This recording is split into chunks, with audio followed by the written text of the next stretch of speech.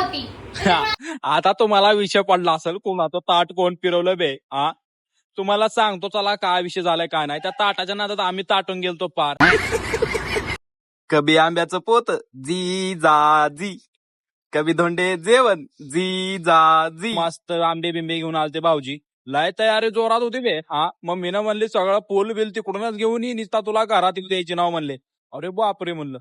मग काय फुल बिल घेऊन गेलो बघा. मम्मीचं ऐकता मी बी लय. मग भाऊजी म्हणले जरा थांब, जरा रुमाल बिमाल घेतो जरा. भिवंडीला लय गरमी आहे बे तुमच्या. मग काय इथून मला माहितच होतं ह्यांनी मला लय काम लावतात म्हणून. मग काय गेलो बघा, बत्ताशा आण म्हणली आईनं जाऊन पटमिन्या.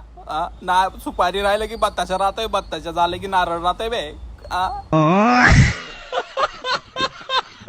काय ना काय राहुल असलं आलंय. मग पोरांचं असलंच आहे बघा. घरात काय कार्यक्रम असलं की पोरं नुसतं बांग बांग बांग बांग पळतात बघा बाहेर. मग काय नारळ बिरळ घेऊन जावं म्हणलो. अभिषेक भाऊ बी भेटला होता वाटत.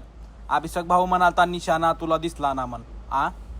दिसला रे बाबा निशाणा. मग काय तो बाबा बाबा बाबा बाबा लय तयारी केली आहे बे मम्मीनं. इधर भांडना पे भांडना हो रे, तो टेंशन आ गया मेरे को.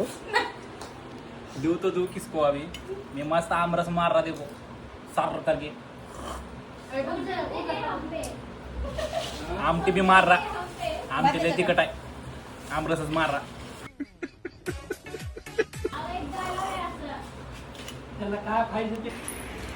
तर मित्रांनो सांगतो तुम्हाला कशामुळे विषय झालाय. तो काही दोंडे इथं ठेवले होते. एक राईटला धोंडा होता, एक लेफ्टला होता.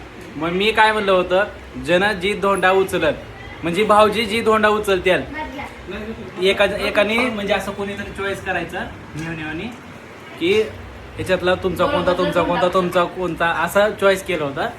तर जी भाऊजी धोंडा उचलतील ती त्याला मी 500 रुपये देणार असं म्हणलं होतं. आता ह्यांच्यामध्येच भांडणं लागले 500 रुपये. आमची दिदी म्हणते की ताट फिरवलं होतं आणि सानू म्हणते की ताट नव्हतं फिरवलं. आता 500 रुपये कोणाला द्यायचं काय द्यायचं. काय दोघाच्या भांडणामध्ये तिसऱ्याचा लाभ. माझा लय लाभ झाला बघा. जसं दोघं जेवालते का तसे सगळे गपचूप जेवून बसले बघा गपचूप. कुणालाच कोणाचं याद नाही. माझे बी 500 रुपये वाचले. संपला ब्लॉग. लाईक करा, सगळंच करा बे. लास्ट ते काय को निळ्या बटनाला दाबा बे.